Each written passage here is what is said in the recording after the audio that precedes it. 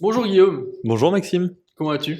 Bah écoute, ça va bien, ça va bien. Ça va bien, prêt Ouais. à accueillir nos auditeurs sur cet épisode de Savoir en deux podcast? Exactement, prêt pour un nouvel épisode, on va dire une nouvelle P2 même, je dirais, Yes. sur les voyages spatiaux. Alors, qu'est-ce que t'as pensé de ce sujet, Maxime? Intéressant et à la fois, j'ai pas le mot, Intéressant. mais ouais, alors intéressant, mais vu que j'ai pas les mots, je vais l'expliquer.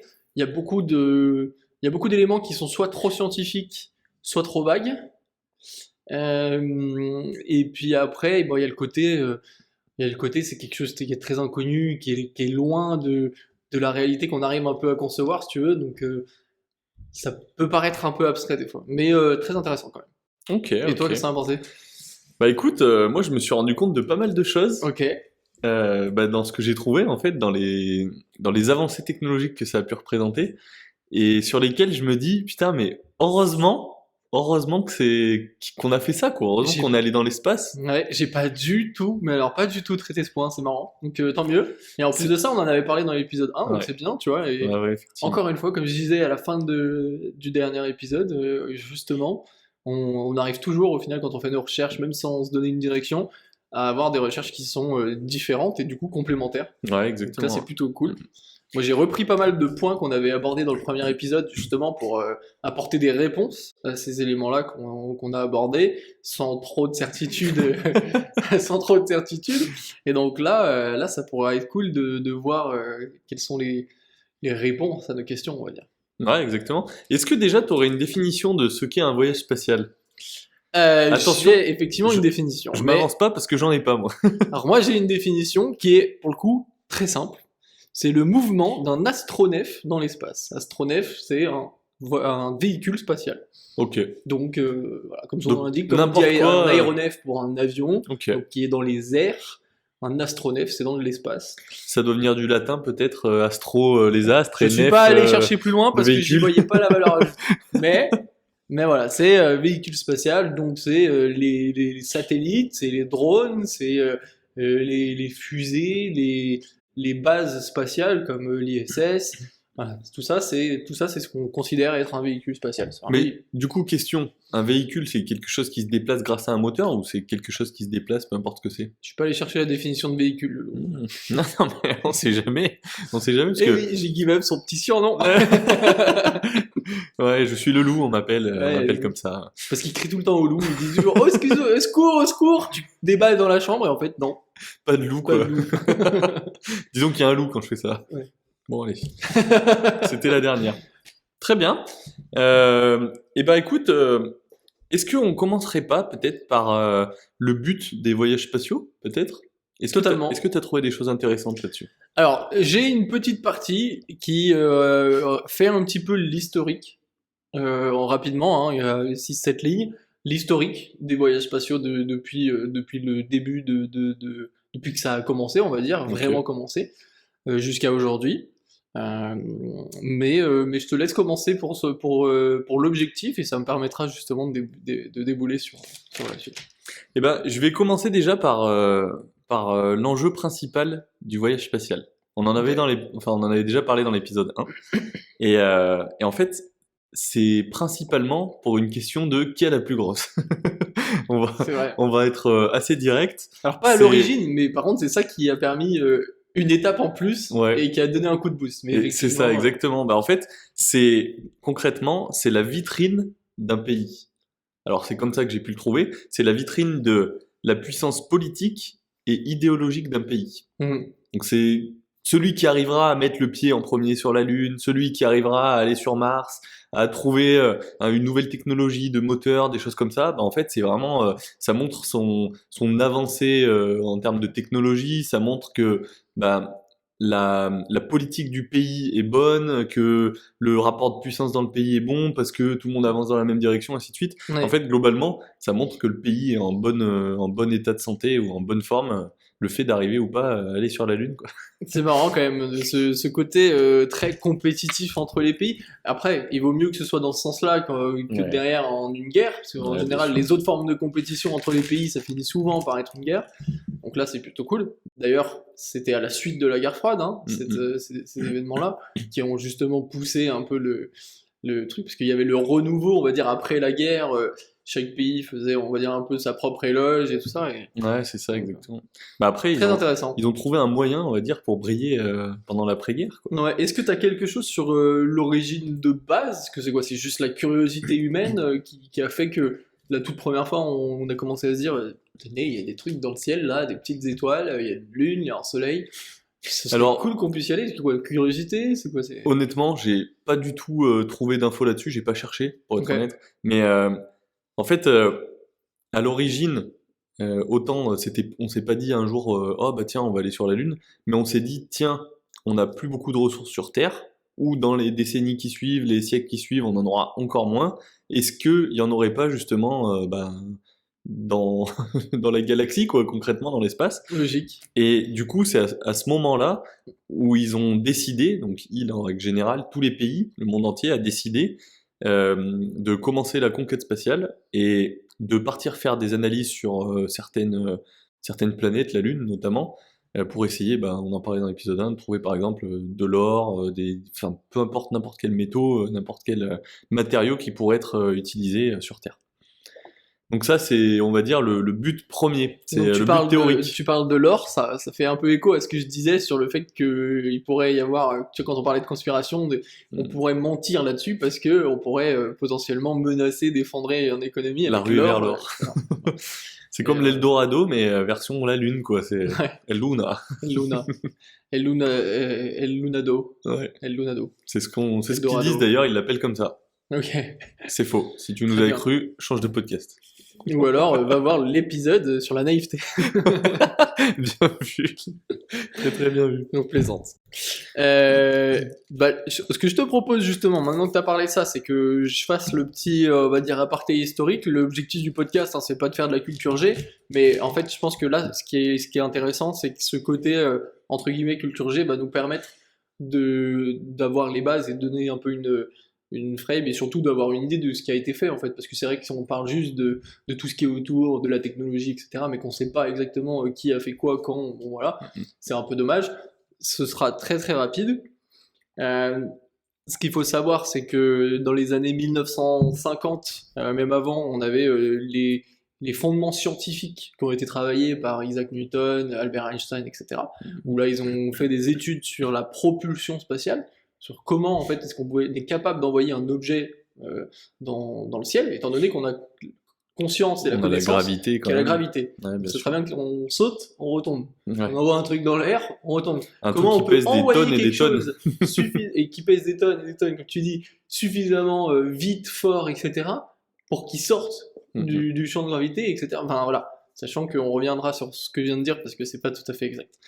Mais c'est ce qu'on entend souvent, donc c'est pour ça que je l'ai dit comme ça. En 1957, Sputnik 1. Donc ça, c'est la Russie qui lance son premier satellite. Un satellite, on sait tout ce que c'est maintenant.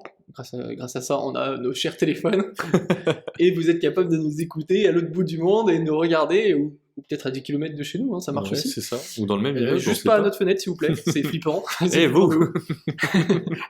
Donc voilà. Ensuite, en 1961, on a, comme tu dis, cette compétition suite à la guerre froide, etc.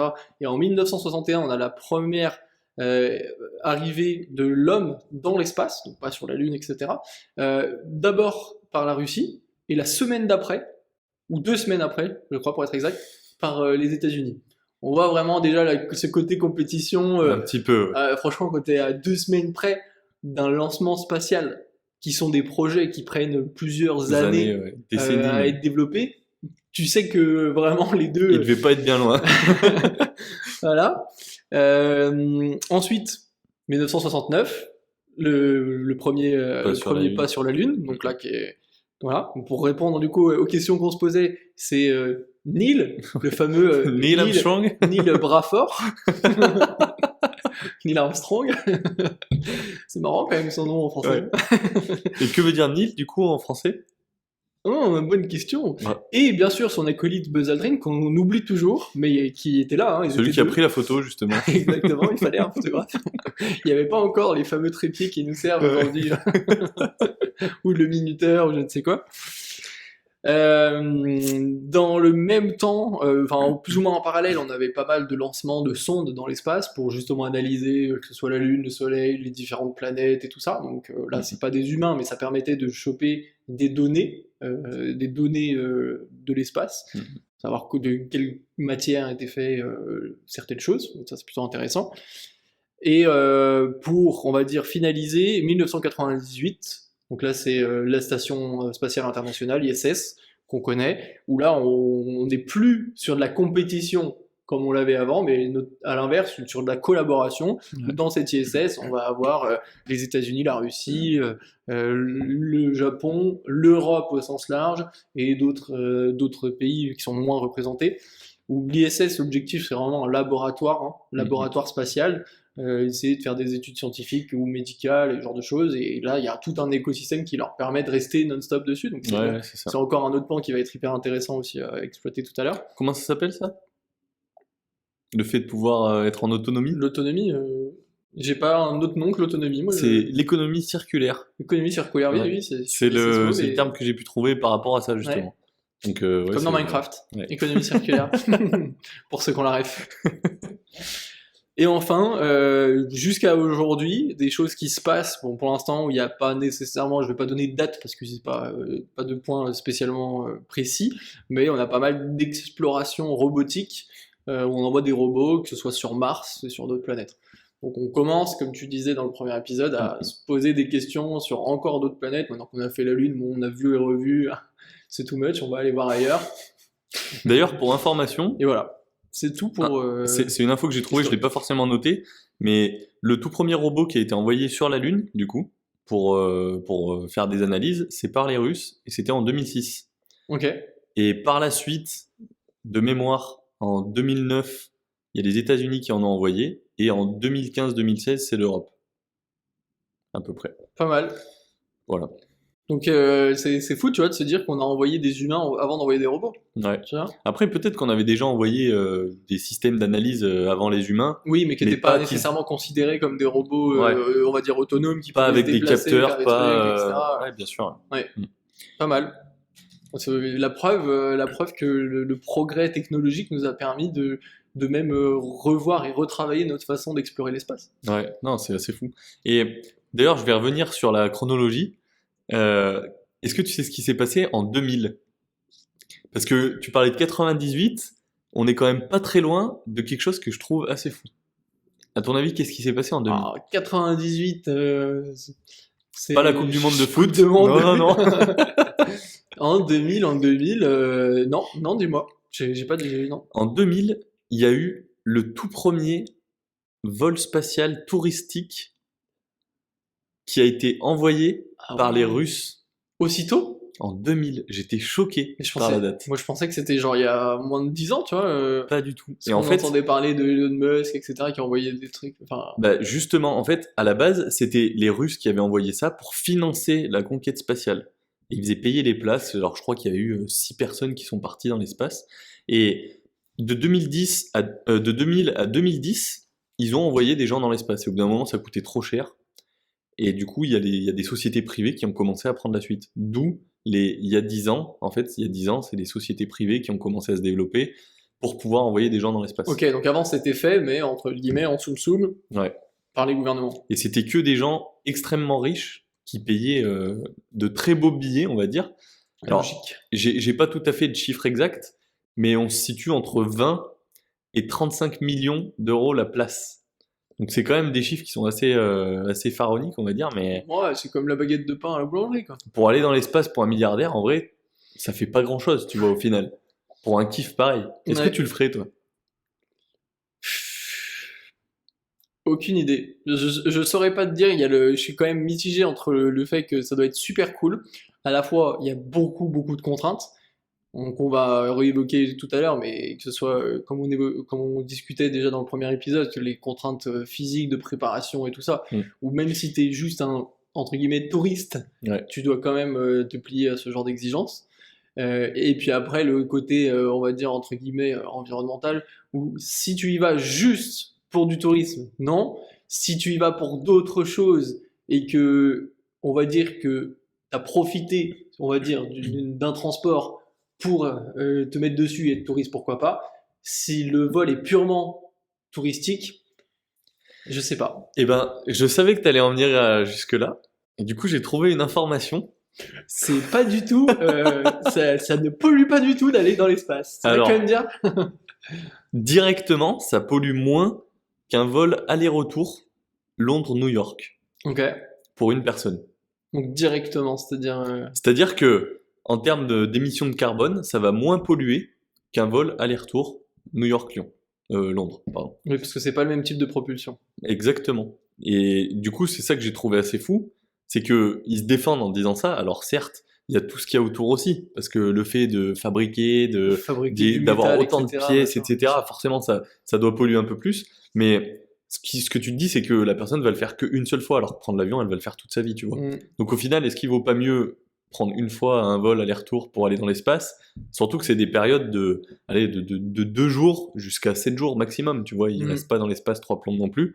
Et moi, j'ai trouvé ça quand même assez fou de se dire que sur l'ISS, il y a déjà eu des touristes. Ouais, c'est fou, oui, j'avoue. J'imagine bien, Et puis tu sur- vois, avec leur petit appareil photo en train de prendre la Terre, tu vois. Oh, elle est plate, putain, elle est plate! Les plaques. Génial. Non, mais en plus, surtout que doit y avoir quand même des notions de sécurité qui doivent être importantes. D'envoyer des touristes sur l'ISS, c'est quoi? Ils sont isolés dans une toute petite partie de l'ISS parce qu'ils n'ont pas le droit d'aller dans les zones où il y a les chercheurs, où il y a des analyses, etc., pour pas que tu puisses potentiellement infecter un truc ou je ne sais quoi. Ouais, tu ou vois, je sais casser pas, un truc, faire un trou, casser, ou peu enfin, importe. Ouais. je ne sais quoi. Non, effectivement, j'ai pas plus d'infos là-dessus. Après, j'ai trouvé ça quand même fou de Ouais, se dire que c'est quand même clairement fou. il y a du tourisme spatial et ça coûte, mais un montant, genre, c'est quand même énorme, c'est énorme. Et j'ai envie de te dire, ça coûte, enfin, ça coûtait en tout cas à l'époque ce montant-là. Mhm. Toute probabilité veut dire que plus ça va aller, moins ça va coûter cher, parce qu'après on va être capable de faire des économies sur pas mal de choses. Attention, Euh, tu t'avances sur un terrain boueux. Bah, bien sûr, mais la technologie a toujours été comme ça. C'est-à-dire qu'au début, au début, une nouvelle technologie, tu as tellement de contraintes que tu connais pas que c'est très système D. Tu as Mhm. beaucoup de choses qui sont mises en place pour réussir à avoir ce que tu veux parfaitement. Ouais, bien sûr. Et après, au fur et à mesure, tu optimises. Ouais, En général, quand tu diminues optimises, certains... tu diminues à la fois les ressources que tu utilises pour faire ce que tu as à faire, Ou tu changes de ou ressources, tu mais changes ça de te coûte plus ressources, cher. Et... et ça finit par, entre guillemets, créer des économies. Et si en plus ça se démocratise, ça veut dire que derrière tu fais aussi des économies d'échelle. Et donc c'est pour ça que je dis indirectement, ton vol peut être un peu, enfin, finira par peut-être être moins cher. Ouais, bien Après, sûr. moins cher que 25 à 30 millions, ce sera peut-être 15 millions. Ça reste un beau billet. Ouais, Mais voilà. c'est un beau billet, effectivement. Eh ben, Ouais, c'est assez fou. Et on va repartir un petit peu sur les buts initiaux du voyage spatial. vas-y. Tout à l'heure, je t'ai parlé de la théorie, donc de trouver des nouvelles ressources utiles pour la Terre. Et en fait, il y a d'autres points, on va dire, qui sont un peu plus réels, un peu plus pratiques. C'est aussi et surtout pour avoir plus de connaissances sur le vol habité de longue durée. Typiquement, ceux qui restent sur l'ISS pendant longtemps, Ouais. bah, c'est un vol habité. Donc c'est comme si tu étais dans un avion concrètement pendant Mhm. plusieurs mois. Et on a besoin d'avoir des informations là-dessus parce que personne ne l'a jamais fait au final. Et à part dans l'espace, c'est compliqué de le faire. Ça demanderait énormément de ressources à un avion, par exemple, de voler pendant 8 mois non-stop. Tu vois, Surtout qu'il faudrait trouver des méthodes de ravitaillement dans les airs qui par sont un autre avion, machin. Enfin, hyper c'est compliquées. très compliqué, vraiment très compliqué. Du coup, on n'avait pas d'informations là-dessus à la base et ça nous permet d'en avoir. Et il y a aussi, t'en parlais justement, des expériences scientifiques. Donc, il y en a pas mal qui sont faites, notamment dans le milieu médical, mais aussi dans le milieu biologique, dans la recherche, peu importe, sur les minéraux et autres. Et aussi sur la microgravité.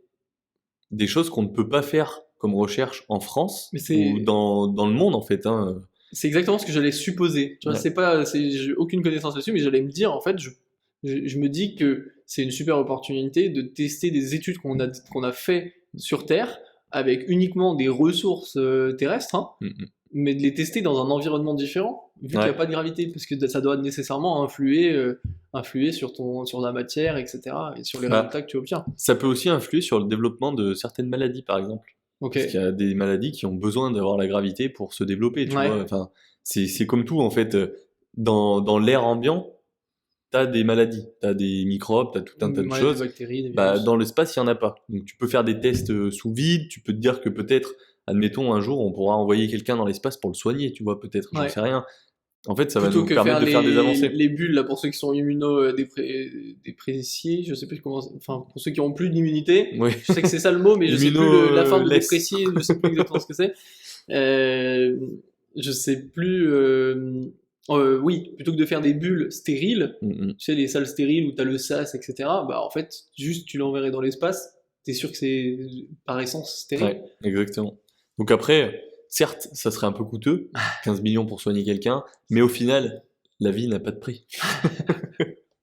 Est-ce que tu investirais 15 millions pour sauver la vie de quelqu'un que tu ne connais pas? Pourquoi t'as rajouté que tu ne connais pas? Bah parce que, bien sûr que je le ferais si je les ai, pourquoi pas? Parce que c'est ça la logique qui est derrière le soin, c'est que les fonds viennent d'une entité, donc en fait, il n'y a pas de lien de connaissance. Ouais, bien sûr. T'es pas choisi parce que quelqu'un te connaît. T'es soigné parce que t'es malade, point. Ouais, exactement. Tu vois, il n'y a pas le critère de on te connaît. C'est pour ça que j'ai rajouté ça. Mais non, enfin, si on a l'argent, oui, bien sûr. Tu le ferais? Ça dépend si j'ai 15 millions dans mon compte en banque ou si j'en ai 3000. Effectivement, si j'ai 15 millions, je sais pas si je mettrais 15 millions pour quelqu'un que je connais pas. Et si t'as 16? Ça fait mal de passer de 15 à 0. Et si la survie de l'humanité en dépend? Si j'ai 20, peut-être que ça dépend effectivement des enjeux qui sont derrière. Ouais, etc. bien sûr, bien sûr. Enfin bref, Ok, on divague. une vie vaut 15 millions, d'après Maxime. Donc ça, c'était pour les buts un peu pratiques, on va dire. Ouais. Et aussi indirectement, du coup, ce qui en découle finalement suite à la possibilité d'aller dans l'espace, à tout ce qu'on a pu développer, on en parlait tout à l'heure. Il y a pas mal de technologies qui ont été développées à la base pour aller dans l'espace et que maintenant on utilise, mais version XXL. C'est que si c'était pas là, tu serais peut-être pas là aujourd'hui, tu vois. Ok. Ou alors tu serais là, mais tu aurais un équipement en plus. Et bah attends, tiens-nous encore en haleine un petit moment. Avant de parler des technologies qui ont été développées, on va rapidement revoir pourquoi elles ont eu besoin d'être développées. Ok, ça me va. Et donc ça, c'est la nécessité de répondre à certaines contraintes liées au vol dans l'espace. Parce qu'on peut pas juste prendre une voiture, la mettre à la verticale et lui dire accélère un peu fort et tu vas y aller. Il y avait des contraintes. Sauf s'il y a une route qui monte jusqu'à l'espace. Faut répondre. Même ça, je suis pas sûr que ça marche. Ok, je croyais. Donc, ces véhicules spatiaux, ils doivent répondre à un paquet de contraintes. La première, la gravité, et ça c'est assez évident. Et l'objectif, c'est, comme je disais tout à l'heure, sortir du puits gravitationnel terrestre, à savoir que la gravité de la Terre, elle agit sur toute la galaxie telle qu'on la connaît. Okay. En fait, la différence notable, c'est qu'elle va ne pas agir à partir d'une certaine vitesse. En fait, quand tu vas trop vite pour que la force de la gravité puisse te retirer vers le bas, en fait, elle te retient plus. C'est ça qui fait que la Lune, les étoiles, etc. Sont pas attirées et sont pas en train de s'écraser sur la Terre. C'est parce qu'elles vont vite. Elles vont à des milliers et des milliers et des milliers de kilomètres par seconde. Et quand on envoie une fusée, ben on l'envoie, on la fait accélérer le plus possible pour qu'elle atteigne cette vitesse-là.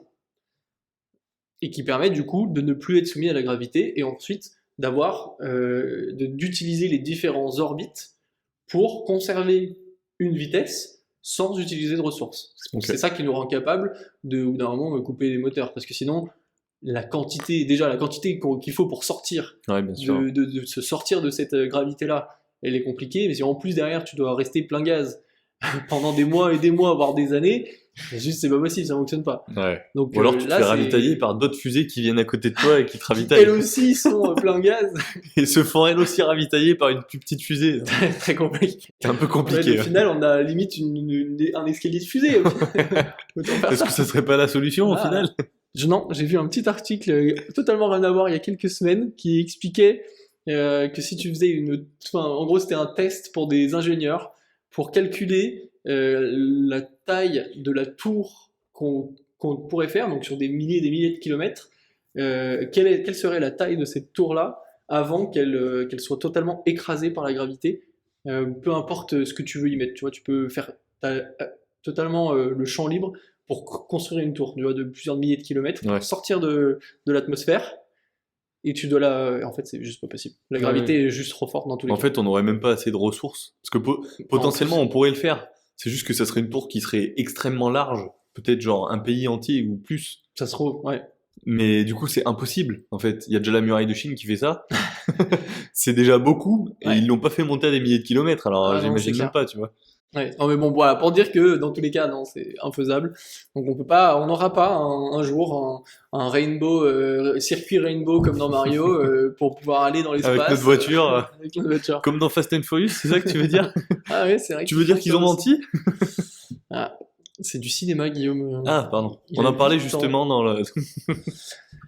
Voilà. Une deuxième contrainte, c'est l'absence d'atmosphère, donc d'oxygène pour respirer. Donc là, il faut, même si quand tu envoies que des satellites, etc., bon, on va dire que c'est pas une grosse contrainte, mais si tu envoies des humains dans tes satellites, bah, ça veut dire qu'il faut que tu adaptes ton véhicule pour justement se libérer de cette contrainte-là, Ouais, bien sûr. pour garder une atmosphère intérieure, la possibilité de respirer. On va avoir tout ce que tu mentionnais, l'autonomie complète, donc l'économie circulaire, que ce soit en termes d'énergie, des capacités de propulsion et ravitaillement, si tu as des humains, forcément. Ouais, bien sûr. Voilà. On va avoir des contraintes thermiques, notamment à cause des rayonnements cosmiques, donc de la lumière qui déjà provient du Soleil, mais de la lumière qui provient de toutes les autres, de beaucoup d'autres sources, d'autres plus loin sources, pas d'autres ressources, à ne pas confondre. On va avoir également le fait que c'est des distances phénoménales, donc il faut aussi gérer des contraintes techniques pour résister à des distances astronomiques pendant des mois, voire des années, ou peut-être moins, mais voilà, qui sont des contraintes assez rudes, on va dire. Et le bombardement de particules énergétiques. Et là, ça va rejoindre un petit peu ce que je disais sur les contraintes thermiques, avec le rayonnement, etc. Mais là, on est plus sur des particules qui font que ça peut être très agressif pour l'humain. Et ça, bah, il faut être capable de s'en protéger. C'est pour ça qu'ils ont c'est une des raisons pour lesquelles il y a les combinaisons qu'ils ont, etc. Et pas mal de choses. Donc ça, c'est le rayonnement cosmique, et qui est en fait juste des particules chargées comme les protons, les neutrons, Et du coup, etc. ça vient d'où en fait? C'est comme nous, par exemple, là dans l'air ambiant, il y a des particules. Bah, là-haut, il y a des C'est des ondes particules. scalaires? Non, c'est Ouais. pas les ondes scalaires. Tu vois, non, mais Non, c'est concrètement, exactement ça. Alors, on a c'est les rayons on a du une partie soleil qui vient sans du la soleil, protection on a une partie qui de vient la du soleil, Terre. ensuite on a d'autres sources internes à la galaxie, et on a même des sources externes à la galaxie qui nous proviennent jusqu'à chez nous Ça dans doit être l'espace. très puissant du coup. Ouais, c'est ultra puissant. Ouais. Ok. Et ça a des influences sur le corps et sur d'autres choses. Ok. Donc voilà. Ça, c'est les raisons pour lesquelles on est allé chercher des technologies nouvelles. Parce qu'en fait, sinon, pas besoin. En fait, s'il n'y avait pas de contraintes, on pourrait faire ce qu'on voulait. Effectivement. Du coup, ça rejoint assez bien ce que j'allais dire. Tu vois, encore une fois, c'est des recherches qui sont ultra complémentaires. Si aujourd'hui on était en été. En été ou en été? En été. Si en été, en été. Ok. Si on était en été, ok. Exactement. Qu'aurais-tu amené de plus que ce que tu as amené aujourd'hui? Je sais pas, la crème solaire, Ok. peut-être une casquette. Qu'est-ce que tu Je aurais mis pense que peut-être sur ton nez, à Alors, tout hasard? sur mon nez, de la Ouais. crème solaire, c'est tout. T'aurais Sur pas mon mis nez. un équipement sur ton nez? Non. Ah si, des lunettes de soleil, effectivement. Décidément, je t'ai emmené où je voulais. Ouh, tu m'as trop manipulé. Mais effectivement, alors, on a grâce à la technologie qui a été développée, on parlait par rapport à toutes les particules énergétiques, on a développé les lunettes de soleil grâce aux voyages spatiaux. C'est-à-dire que si on n'avait pas eu les voyages spatiaux, il n'y aurait pas eu de lunettes de soleil. Donc ce qu'on voit dans les films, ceux qui ont des lunettes de soleil avant les voyages spatiaux, ils ont pas fait leur recherche. Ou alors c'est juste des verres qui permettent de réduire la luminosité, mais ça protège pas du tout des UV dans les yeux et la totale, quoi. C'est des verres teintés. C'est juste ça. Il y a juste un petit peu d'encre dans le verre. Mais effectivement, on a aussi les filtres ultraviolets. Ok. Donc sur les lunettes principalement, et sur énormément de matos au final. On a même développé grâce à ça peut-être les cabines UV potentiellement, parce qu'on maîtrise peut-être un petit peu plus. On a pu aussi apprendre à faire des prévisions météo. Ok. Parce que du coup, c'est grâce aux satellites qu'on a pu envoyer, qu'on a analysé ce qui se passait sur Terre et qu'on a compris que quand à gauche il y a le Mistral qui arrive avec une tornade, elle va peut-être aller à droite, parce que la dernière fois, c'est ce qu'elle avait fait. Ouais. Donc ça, c'est quelque chose d'assez positif. On a aussi développé le GPS. C'est pour ça que je te disais, tu serais peut-être pas là aujourd'hui, ou alors tu aurais un objet en plus, une carte. Une carte. Ou alors j'aurais appris par cœur le chemin pour venir. Peut-être. Mais si je déménage, comment tu fais? Ah. Tu apprends un nouveau chemin par cœur? Non, je viens dans ton précédent chez toi et tu m'emmènes main par la main dans ton nouveau chez toi. Et si c'est à l'autre bout, tu fais à chaque fois le même trajet parce que tu le connais par cœur. Exactement.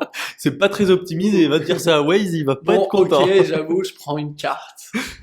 Ou un GPS du coup, vu que ça a été inventé miraculeusement. C'est assez fou quand même de se dire que... Alors, moi j'ai le souvenir quand j'étais jeune, je suis des années 90 comme toi, et quand j'étais jeune, genre dans les années 2000, 2005, mes parents avaient découvert ce que c'était le GPS. Les fameux coyotes. Ouais, par exemple, ou même n'importe quel GPS en fait. Les GPS, il n'y en avait pas encore sur les téléphones, parce qu'on n'avait pas des smartphones. Ah non, donc c'est les sûr. seuls téléphones les seuls GPS qu'il y avait, c'était Coyote ou d'autres marques, mais c'était ceux-là que tu achetais et tu avais un abonnement que tu payais au mois et ça te permettait d'avoir ta carte et de pouvoir conduire avec ça. C'était génial. Ce que je trouve le plus fou, c'est que à cette époque, il y avait souvent des blagues dans les pubs qu'il y avait à la télé sur, par exemple, faites demi-tour, vous êtes arrivé, ou des choses comme ça, et le mec était perdu au milieu du désert. Parce qu'en fait, à cette époque, c'était pas du tout développé comme ça l'est maintenant. Il n'y avait pas autant de réseaux, il n'y avait pas autant de connexions, on n'avait pas cartographié les routes, etc. C'était pas du temps réel déjà. Exactement. Et le truc fou, c'est que vraiment, ça ne fonctionnait pas à cette époque. Moi, j'ai ce souvenir-là de mes parents qui disaient c'est vraiment de la merde, quoi. Ça fonctionnait quand même un peu plus qu'une carte. Ça te permettait de pas être obligé de t'arrêter sur le bord de la route pour regarder ta carte, pour ensuite déjà de retrouver où t'étais en devinant, en te souvenant de la précédente position, en refaisant dans ta tête l'historique de combien de routes t'avais pris, dans quel sens, etc. pour te dire ok, bon maintenant je suis là. Ou alors intelligemment juste regarder le sur le bord de la route le panneau. Mais si t'es en pleine campagne, il n'y en a pas. C'est vrai. Ou alors il faut le trouver quand même. Il faut arriver à trouver le petit village, quoi. Donc ça compliqué. Et là, t'avais quand même quelque chose qui te disait de toute façon parfois un peu approximative, très approximative, quand même où t'étais. Et ça t'aidait quand même bien. C'était déjà une avancée. C'est pas l'avancée qu'on a aujourd'hui, mais c'était déjà une avancée. Sachant que nous, on a quand même pas mal de chance. On a eu notre permis à l'époque où le GPS fonctionne. Ouais. Sinon, on aurait eu une carte dans notre voiture. C'est clair. Donc ça, c'est un des points. Et dans le dernier point qui, à mon sens, est le plus fou, c'est qu'on a développé l'appareil photo numérique aussi. Ok. Grâce à ça. Alors, je sais pas vraiment la différence. Je pense que dans l'espace, comme c'est du vide, quand tu émets une lumière forte, peut-être qu'elle disparaît, que du coup, t'as pas la possibilité de prendre une photo avec les anciens appareils, ou qu'ils étaient pas faits pour aller dans l'espace, j'en sais rien. Mais grâce à ça, on a pu développer justement les appareils photo. Et je trouve ça assez fou. Ouais, c'est vachement On pourrait pas aujourd'hui être en direct sur YouTube, ou pas en direct, peu importe, sur YouTube, et vous pourriez pas nous regarder. Ouais, c'est vrai que s'il n'y avait pas eu parce que derrière, c'est effectivement les évolutions technologiques qui ont découlé de ça, en fait, du numérique, enfin de l'appareil photo numérique, puis ensuite des caméras, etc. Enfin, ouais. Et je trouve ça assez fou. C'est impressionnant. Et en dernier point, on a aussi pu développer des programmes de recherche médicale. Mais bon, ça, du coup, on en a parlé déjà tout à l'heure. Pas mal. Où ça nous a permis, justement, de tester des remèdes, enfin voilà, on a pu faire pas mal de recherches là-dessus.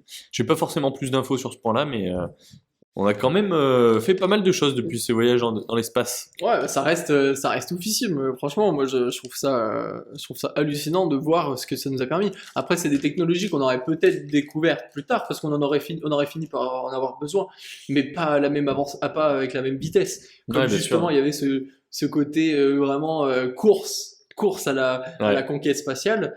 c'est ça qui a fait qu'ils ont bossé très très vite pour répondre aux contraintes que j'évoquais avant et pour parvenir à leur objectif. En fait. Ouais, il fallait le faire vite, quoi, le plus vite C'est ça. possible. Et du coup, ils ont fait vite. C'est un peu le cas de le dire. On va faire vex. T'as la ref? Ouais, je l'ai. Alors, moi j'ai une phrase que j'ai bien aimée, qui définit assez bien au final la partie ISS dont on a parlé. Ouais. C'est avancer ensemble vers un objectif commun, peu importe la race, le sexe ou la nationalité. Et en fait, c'est vrai que c'est vrai que c'est le cas, parce que on pourrait potentiellement finir dans un cas de figure dont je vais parler, et on aura besoin justement d'être tous ensemble face à ce cas de figure potentiel. L'extinction de l'humanité et la capacité de se dire ok on envoie telle personne sur Terre enfin sur une autre planète pour repeupler. Et ben potentiellement, ça pourrait nous sauver d'un astéroïde par exemple ou d'une comète qui arriverait. On pourrait la dévier parce que maintenant on a suffisamment de connaissances spatiales Sympa. et que on peut anticiper quand un objet arrive dans notre direction, etc. À quel endroit, etc. Calculer la distance et la vitesse et C'est pouvoir exactement ça. potentiellement dévier l'objet. Enfin, c'est... Et ça, je trouve ça quand même assez sympa. Pareil, de créer une planète, comme on pourrait l'appeler, backup.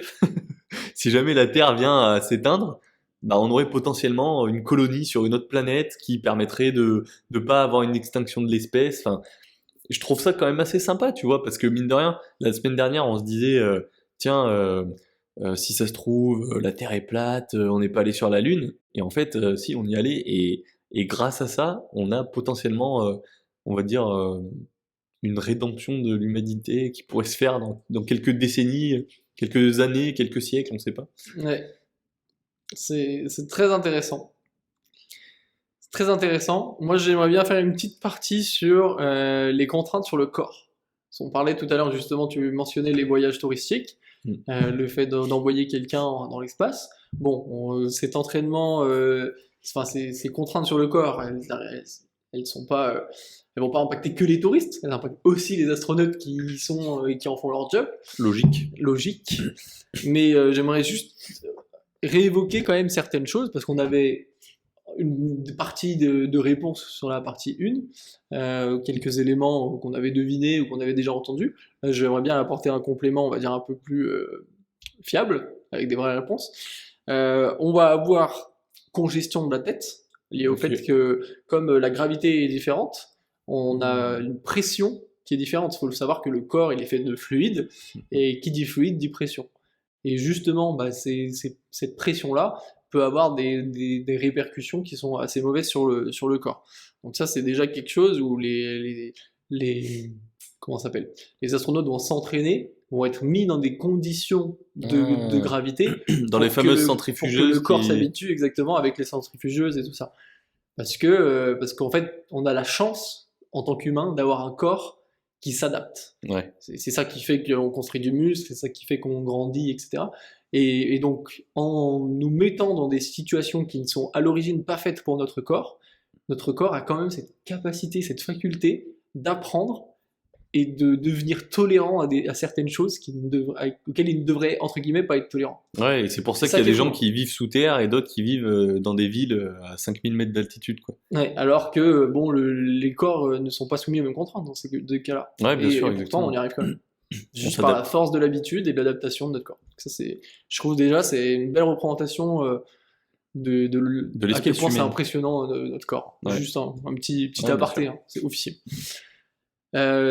Chose que je ne savais pas, perte du goût. Je ne pensais pas. Quand t'es dans l'espace, Ouais, tu as une perte du goût. je pourrais définir ça parce que comme il n'y a pas de gravité, logiquement, les odeurs, elles montent. Donc il faudrait que quand tu manges quelque chose, l'odeur, tu sentes directement ce que tu manges, non? Je sais pas comment ça fonctionne en fait. Je pense surtout qu'il n'y a pas d'odeur vu qu'il n'y a pas d'air. En fait, l'odeur, je pense. Alors, Mais quand ils mangent, il y a forcément de l'air là où ils sont. Quand ils enlèvent leur casque pour manger, il y a forcément de l'air. Oui, si, tu as raison. Ouais. Mais du coup, qu'est-ce qui leur fait perdre le goût, tu vois? Est-ce que pour moi, le goût, ça vient avec l'odorat? S'ils n'arrivent pas à sentir, ils peuvent pas avoir du goût. Je suis effectivement pas allé creuser jusque-là, mais moi, ça m'a surpris quand même qu'il y ait une perte de goût. Après, est-ce que c'est instantané ou est-ce que ça vient avec le temps? Comme je disais, il y a justement des règlements qui sont dans notre organisme, l'horloge interne est bouleversée, etc. T'es tout le temps, entre guillemets, en exposition au soleil, etc. Donc il y a plein de choses qui changent dans notre corps. Et ça pourrait être une des conséquences, d'une conséquence, d'une conséquence, d'une conséquence. J'ai pas remonté toute la chaîne, mais voilà. En tout cas, moi, ça m'a assez impressionné et surpris. Après, peut-être que ça vient aussi de la nourriture déshydratée, qui a pas de goût. C'est totalement possible. Peut-être qu'on n'a pas cherché à aller jusque-là, mais... Tu sais, c'est un peu comme, je sais pas si tu as vu l'extrait de l'épisode de Dr House où il y a un gars qui vient et qui lui dit docteur, j'ai mal là, j'ai mal là, j'ai mal là, j'ai mal là, en fait, tu vois. Et le docteur House lui prend le doigt et il dit, et là, vous avez mal? Il fait, oui, oui. Bon, bah, vous avez quel doigt cassé? Tu vois, donc genre, en fait, t'as des conséquences qui sont plutôt obvious. Tu peux te dire, bah oui, j'ai mal à la cuisse, j'ai mal au bras, j'ai mal au machin. Et en fait, si tu vas pas creuser la vraie cause racine. Est-ce qu'on vient de trouver la réponse à cette fameuse phrase C'est ça. Ils ont pas de goût, peut-être, pour cette raison. Parce qu'ils bouffent de la dope. De ouf. Tout simplement. Ok, je te Voilà. laisse continuer, vas-y, je t'en prie. T'inquiète pas, ça va aller vite. Comme on avait évoqué, perte de masse musculaire. Ouais, Et logique. au fait que comme ils ne bougent pas dans la gravité, ils n'entraînent pas leurs muscles. Donc, ils portent pas leur corps, en fait. Hein, et alors là, pareil, je n'ai pas cherché à creuser pourquoi, mais fragilisation des os. Est-ce que les os sont comme des muscles où il faut que tu exerces de la contrainte dessus pour qu'ils restent solides? C'est possible. Je Et pense. du coup, ça répondrait. J'ai pas la connaissance scientifique là-dessus, donc c'est possible que du coup, ça répondrait à la question. Et c'est dans la même logique que la masse musculaire. S'ils n'utilisent pas leurs os entre guillemets, du coup, ils se fragilisent. Ce serait peut-être ça la réponse. Ouais. Mais Je pense aussi. Tu vois, je vais te prendre un exemple. J'avais regardé une fois un épisode de, je sais plus, c'était un truc sur les maladies un peu difficiles, et il y avait l'obésité dedans. ouais. Et il y avait un gars qui s'était pas levé de son siège depuis genre des mois et des mois, voire même des années. Et quand ils l'ont fait se lever, ses os se sont rompus. Vraiment, il s'est cassé les 2 tibias parce que tout le poids de son corps était trop important par rapport à ses os. Et je pense que si tu marches tous les jours, ça peut pas arriver. Donc c'est le fait de ne plus se porter qui fait que tes os se fragilisent. En fait, si tu mets pas de pression dessus, je pense que tu as moins besoin de calcium, ils ont moins besoin de se renforcer. Même raisonnement que les muscles, du coup. Même fonctionnement, tu vois. C'est juste que le muscle, lui, peut se développer, l'os, lui, ne se développera pas, mais il peut se renforcer ou s'affaiblir, tu vois. Ça se tient. Comme quelqu'un qui fait du Muay Thai, par exemple, et qui tape dans des bambous toute la journée, il va avoir un os très solide. Tu vois? S'il y a des médecins parmi vous qui veulent nous confirmer nos suppositions, on a peut-être raison, peut-être tort. Peut-être qu'on est à côté de la plaque.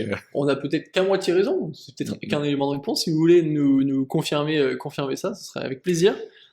On lit tous vos commentaires, donc n'hésitez surtout pas. C'est vrai, on les lit. Voilà. Et autre chose, par rapport à l'exposition des rayons cosmiques, comme j'expliquais, et on n'est pas dans le Christ cosmique, Sylvain Durif, la totale, hein, on est dans quelque chose de un peu plus sérieux. Le grand monarque, c'est ça que tu veux dire? C'est ça. Là, on a des risques liés, on pourrait le deviner, parce que quand on parle d'UV, etc., voilà, on va avoir des risques liés au cancer. On a des risques stérilité, cataracte, etc. Enfin, il y en a pas mal, quand même une tripotée de choses qui sont pas cool à subir, donc qui ne sont que des risques. J'ai pas non plus cherché à voir si tout était mis en place pour éliminer, voire annuler ces risques. En soi, je pense qu'on n'a pas assez de recul, parce que on peut baser les risques sur une grande quantité de population qui a subi ça, et là, comme il y a genre 50 personnes qui sont allées dans l'espace, c'est compliqué, tu vois. J'ai pas le chiffre exact. Hein, mais... D'autant que ces risques-là sont typiquement comme le cancer, si on parle de cancer de la peau par rapport à l'exposition aux UV, ça peut se développer longtemps après. C'est quelque chose qui est sur le long terme. Donc effectivement, un gars que t'envoies 8 mois dans l'espace, 8 mois... alors, tu pourras jamais te dire que ça sera que à cause de ça. C'est ça, tu pourras très bien te dire qu'il a chopé le cancer de la peau, en réalité, par rapport à toute l'exposition qu'il a fait sur le soleil à chaque fois qu'il était sur Terre, sous le cocotier, aux Bahamas, sans crème solaire. Par rapport aux 8 mois qu'il a passé dans son ISS, tu vois. Ouais, bien sûr, bien sûr. Donc bon, voilà. C'est tout, moi, sur la partie du corps. Alors, je pense qu'il y a beaucoup d'autres contraintes, hein, et comme je disais, des contraintes un peu en cascade, des conséquences plutôt, je veux dire, des conséquences en cascade. Donc, je pense qu'il y en a encore beaucoup d'autres, mais on va pas tout faire dans le détail. Ça vaut pas le coup. Sur quoi tu veux nous emmener maintenant? Moi, je vais t'emmener sur le film dont tu as parlé dans le premier épisode, Interstellar ou Gravity? Gravity. Gravity. Ok. Ouais. Par pur hasard, j'ai pas du tout fait de recherche là-dessus, mais par pur hasard, je suis tombé sur quelque chose. Ça s'appelle l'effet Kessler, je crois, quelque Ok. chose comme ça. Ouais. Et en fait, c'est un des problèmes de la conquête spatiale, c'est que plus on va envoyer de satellites dans l'espace, donc plus on va abuser là-dessus, plus il y aura de satellites, plus les débris des premiers lancements où on n'était pas très bon, qui se promènent dans l'espace et qui sont à des genre 10-20 km par seconde, vont rentrer en collision, même des tout petits de 1 Ouais. mm, vont rentrer en collision avec ces nouveaux satellites, vont détruire ces satellites-là, ces satellites vont devenir créer des débris, débris. et ainsi de suite, et ainsi de suite, et en fait, ça va créer une réaction en chaîne de collisions de satellites, de destruction, de petits débris qui vont aller faire des collisions de satellites, et ainsi de suite, et ainsi de Il suite. faudrait être capable d'envoyer genre une sorte de filet qui suivrait l'orbite et qui aurait chopé tous ces débris pour Mais ensuite c'est très compliqué. réussir à le faire sortir de l'orbite pour récupérer les. Enfin, tu vois. Tu te rends compte que les Impossible. morceaux font vraiment genre 1 millimètre, c'est genre minuscule. Mais à 20 km par seconde, C'est énorme, c'est forcément, énorme, c'est énorme. une balle, c'est plus qu'une balle, genre Plus vraiment, qu'une- c'est ouais. incroyable. Et en fait, ce qu'ils ont développé justement pour contrer ça, ils se sont pas dit on va aller traiter la source du problème et on va mettre un filet dans l'espace. Ils se sont dit qu'est-ce qu'on peut faire pour faire en sorte que les satellites soient plus solides. Et du coup, ils ont doublé le blindage sur les satellites. Et Du coup, le jour où il y a un satellite qui explosera, il y aura encore plus de débris. alors, en soi, je trouve c'est assez smart. Mais le truc, c'est que ce nouveau blindage, il permet juste de ne plus être la victime des petits morceaux de 1 mm, Mais t'es quand même la victime des gros. mais des 1 cm, par exemple, ce qui représente pas grand-chose non plus. Et ben ces morceaux-là peuvent abîmer le blindage. Et sauf qu'on n'a pas la possibilité à l'heure actuelle de faire un blindage plus puissant pour protéger les satellites de ces morceaux d'1 centimètre. Et qu'est-ce qui fait que au final sur typiquement l'ISS ou d'autres choses qui sont dans l'espace, on n'ait pas eu la connaissance de dégâts causés justement par ces débris? Il y en a déjà eu. C'est qu'il y en a déjà eu mais qu'on n'en parle pas ou... On n'en parle pas forcément, mais il y a déjà plusieurs satellites, j'ai pas forcément les infos, mais il y a un russe et un japonais qui ont été détruits à cause de ça, justement. Et même, ce qui arrive de temps en temps, c'est que quand les satellites deviennent obsolètes, Ils les détruisent volontairement? ils les détruisent volontairement.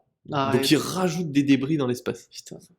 Et est-ce que une des solutions justement pour pas être obligé de les casser, c'est de mettre on va dire une solution de retour entre guillemets qui permettrait du coup quand ton satellite arrive en fin de vie d'appuyer sur un bouton et t'as des réacteurs qui le renvoient vers la Terre et qui à la limite faire en sorte que ça se crache ailleurs et qu'on puisse le récupérer, tu vois, enfin Bah, en soi, c'est compliqué parce que si tu rates ton calcul et qu'il s'écrase dans une ville, tu fais comment? on est d'accord.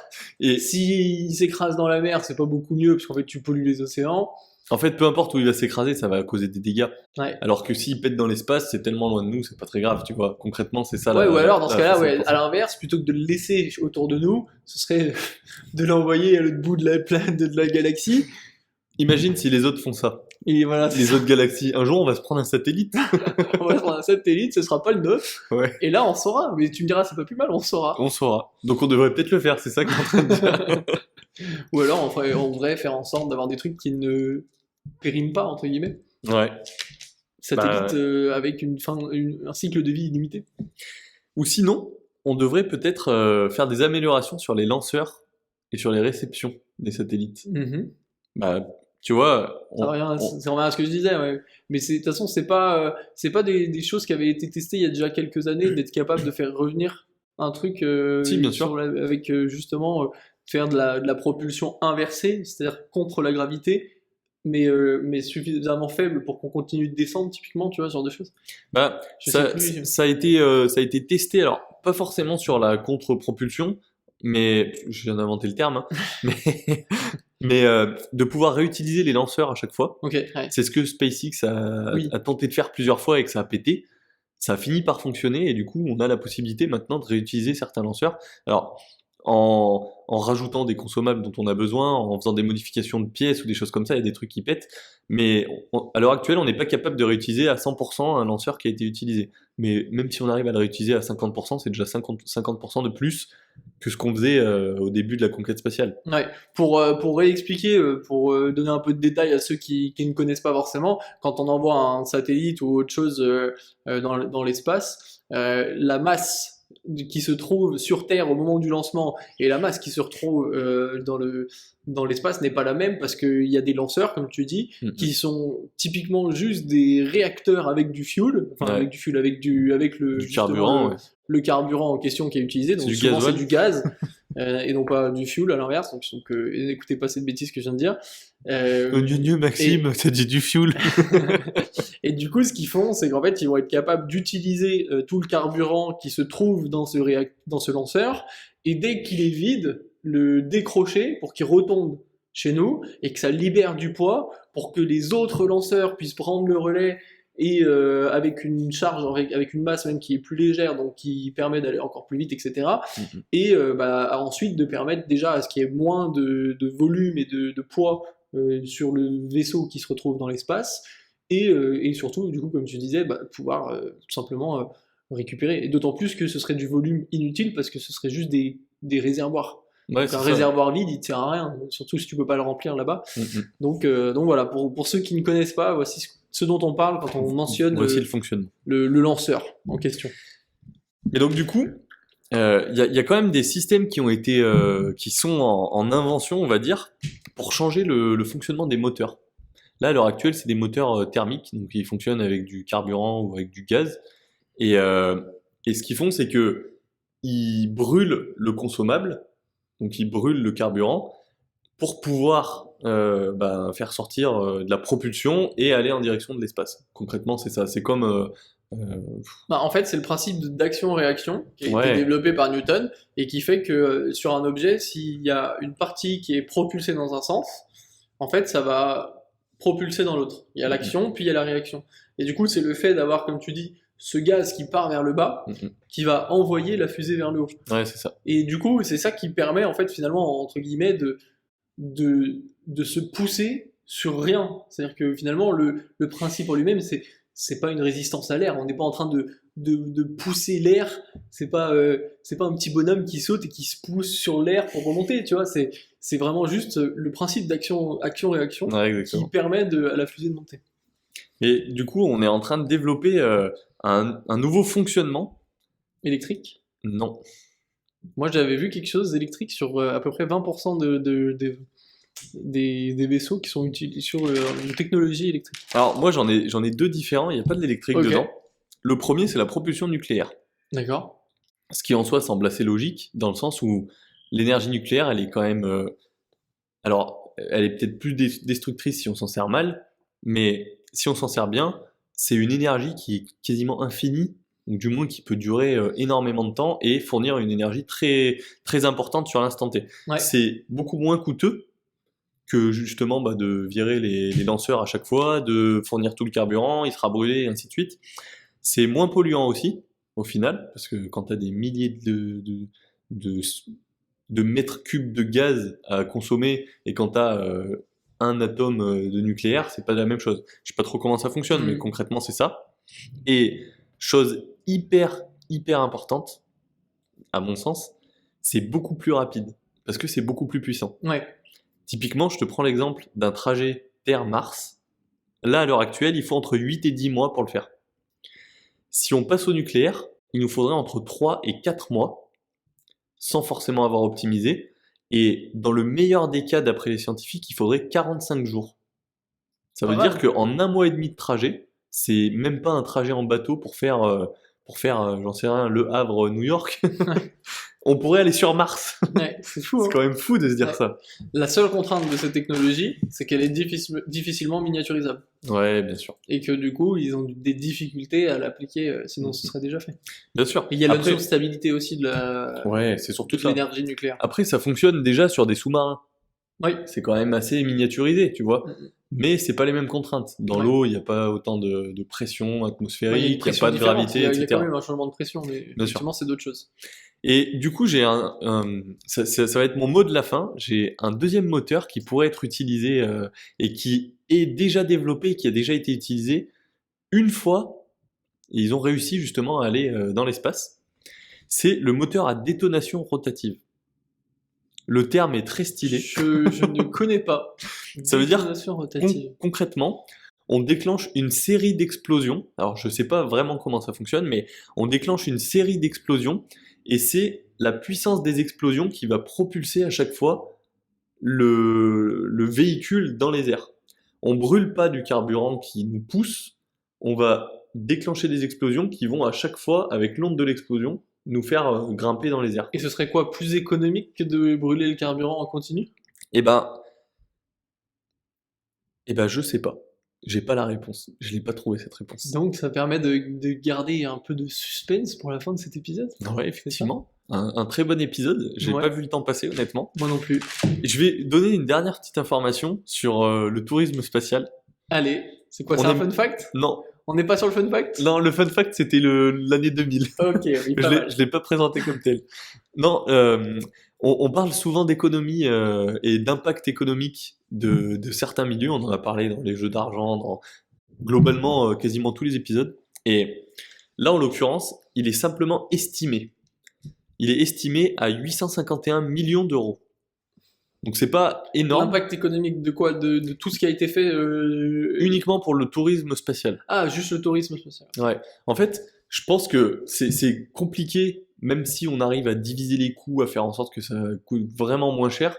C'est très compliqué de se dire qu'on va envoyer genre des centaines et des milliers de personnes dans l'espace et que tout le monde va venir payer et que ça va faire on va dire un vrai business. Je pense que c'est un business très niché et c'est compliqué de faire en sorte que ça coûte suffisamment peu pour que beaucoup de personnes puissent le faire et que tu fasses des navettes dans l'espace, tu vois. Ouais, surtout que tu vas pas dans l'espace pour te retrouver dans les mêmes conditions de vol qu'un vol commercial où t'as un mètre, même pas 50 cm d'espace pour tes jambes. T'as un mec qui s'allonge sur toi. Avec une espèce de clim dégueu qui te fait tomber malade, je ne sais quoi, le bébé qui pleure à côté. Enfin voilà, tu peux pas surcharger autant un vaisseau spatial Bien sûr. pour du tourisme quand tu fais payer plusieurs millions le billet, tu vois. Donc effectivement, à un moment, t'es vite limité, je pense. Ouais.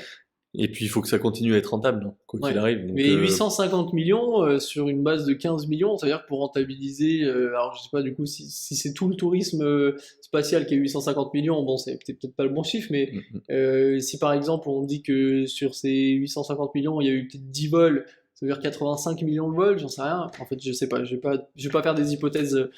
J'ai pas plus d'infos sur ce montant-là, je sais même pas pour te dire si c'est depuis le début ou si c'est uniquement cette année. Pour moi, je pense que c'est par an, à peu près, parce que ça me paraît très peu en fait depuis le début, sachant que pendant 10 ans, de 2000 à 2010, il y en a eu genre, Oui. il y a eu des 6-8 personnes qui partaient comme ça à la pelle, j'ai envie de dire, Ouais, plusieurs donc par an. 6-8 personnes, t'es déjà sur plusieurs 120, centaines, 160. ouais, 120 millions d'euros à chaque fois. Si c'est ça tous les ans, en fait, tu les as vite tes 850 millions. Donc, oui, Ouais. effectivement, je pense que c'est un peu. Je pense que c'est plus par an. Surtout que s'ils estimaient que c'était pas assez rentable, ça veut dire qu'ils dépensaient plus que ce que là on vient d'estimer en termes de revenus. Ouais. Donc on est à bien plus que 850 millions. Exactement. Ok, bah c'est quand même intéressant. Ça veut dire que ça peut potentiellement contribuer à l'économie peut-être mondiale. Non, je ne pense pas. Ah, peut-être. En tout cas, ouais, c'est un épisode passionnant. Tu vois, je pensais pas.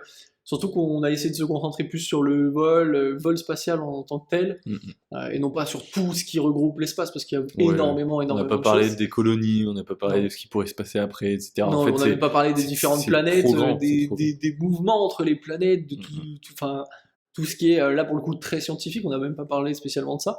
Mais si ça vous intéresse, allez faire des recherches là-dessus. Ouais. N'hésitez pas à nous dire ce que vous avez pensé de cet épisode, le partager, etc. Comme d'habitude. N'hésitez pas à nous liker. dire les conneries qu'on a pu dire aussi. Et c'est clair, on en dit toujours, même si on fait des recherches, n'oubliez pas que le concept en lui-même est quand même de faire qu'une heure de recherche. Donc on est limité déjà par le temps, mais limité et contraint, on va dire, entre guillemets, par les sources qu'on va trouver, qu'on n'a pas le temps de vérifier.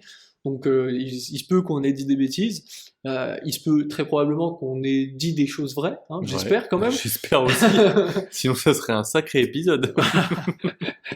En tout cas, moi j'ai adoré parler de ça avec toi. Eh ben, plaisir partagé. Ouais, c'était Et vraiment très intéressant. Et je suis convaincu que le sujet prochain sera tout aussi captivant. Voilà. Ouais, ça c'est sûr. Donc restez connectés Restez à l'affût. pour les prochains. À la semaine prochaine. À la semaine prochaine.